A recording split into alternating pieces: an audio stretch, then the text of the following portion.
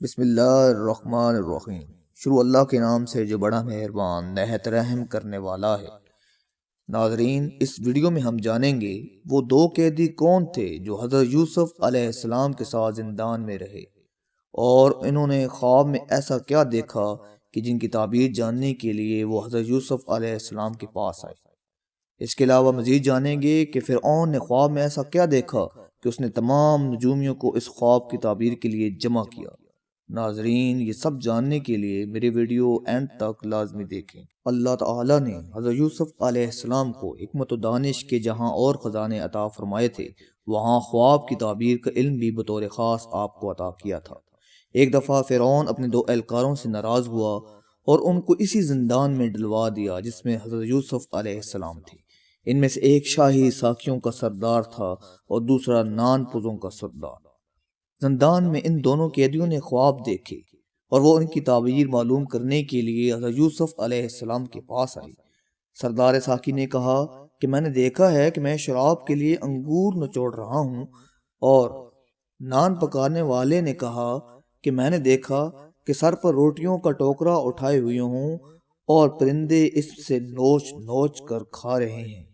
حضرت یوسف علیہ السلام چاہتے تو فی الفور تعبیر بتا سکتے تھے، مگر فریضہ نبوت کی ادائیگی اور تبلیغ و ارشاد میں آپ کی شگف کا یہ عالم تھا کہ یہ دیکھ کر کہ اس وقت یہ دونوں میری طرف متوجہ ہیں، اس موقع کو بھی غنیمت سمجھا اور فرمایا کہ اس سے بیشتر دوپہر کا کھانا آئے میں تمہیں اس کی تعبیر بتا دوں گا۔ اس درمیانی وقفے میں آپ نے ان کو دین حق اور توحید الہی کی تعلیم دی۔ اس رشد و ہدایت کے بعد آپ نے ان کو ان کے خوابوں کی تعبیر بتائی۔ فرمایا کہ ساکیوں کے سردار کا قصور معاف کر دیا جائے گا اور وہ اپنے عہدے پر بحال ہو جائے گا، اور نان پز کو پھانسی دے دی جائے گی اور پرندے اس کا سر نوچ نوچ کر کھائیں گے۔ ناظرین، چند دن بعد بالکل ایسا ہی ہوا۔ ساکیوں کے سردار کا قصور معاف کر دیا گیا اور نان پوز کو پھانسی دے دی گئی۔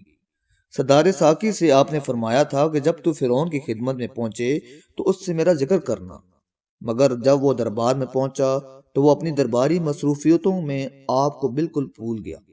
2 سال بعد فرعون نے ایک عجیب سا خواب دیکھا۔ اس نے دیکھا کہ 7 موٹی تازی گائیں ہیں اور 7 دبلی گائیں موٹی گایوں کو کھا رہی ہیں، اور 7 سبز خوشے ہیں اور 7 خشک خوشے سبز خوشوں کو نگر رہے ہیں۔ فرعون اس خواب سے پریشان ہوا اور اس نے اپنے نجومیوں کو بلا کر اس کی تعبیر پوچھی، مگر وہ تعبیر بتانے سے قاصر رہے۔ انہوں نے کہا کہ یہ پریشان خیالی کے خواب ہیں، ہم ان کی تعبیر نہیں جانتے۔ اب سردار ساکی کو حضرت یوسف علیہ السلام کی یاد آئی۔ اس نے فرعون سے آپ کا ذکر کیا اور کہا کہ میں زندان میں جا کر ابھی ان سے تعبیر معلوم کر کے آتا ہوں۔ جب وہ حضرت یوسف علیہ السلام کے پاس پہنچا تو ساری بات بتائی۔ اس پر حضرت یوسف علیہ السلام نے فرمایا کہ اس کی تعبیر یہ ہے کہ 7 سال کثرت سے بارش ہوگی اور بہت غلہ پیدا ہوگا۔ اس کے بعد 7 سال قحط اور خوشحالی کے آئیں گے۔ لوگوں کو چاہیے کہ خوشحالی کے سالوں میں جو غلہ ضرورت سے زائد ہو اس کو خوشوں میں لگا رہنے دیں اور حفاظت سے رکھیں تاکہ قحط کے سالوں میں وہ کام آئے۔ فرعون نے جب یہ تعبیر سنی تو وہ حضرت یوسف علیہ السلام کے علم و دانش سے بہت متاثر ہوا اور فوراً آپ کو قید خانے سے طلب کیا۔ برسوں کے قید و بند کے بعد یہ آزادی کا مزدہ تھا، مگر عصمت پیغمبری نے اس وقت تک باہر آنے سے انکار کر دیا جب تک خود فتنہ گران مصر اپنا مکر و فریب کا اعتراف اور آپ کی پاک دامنی کا اعلان نہ کر دیں۔ آپ علیہ السلام نے فرمایا کہ فرعون سے کہو کہ پہلے زلیخا اور ان عورتوں کے متعلق حقیقت حال معلوم کرے جنہوں نے اپنے ہاتھ کاٹ لیے تھے۔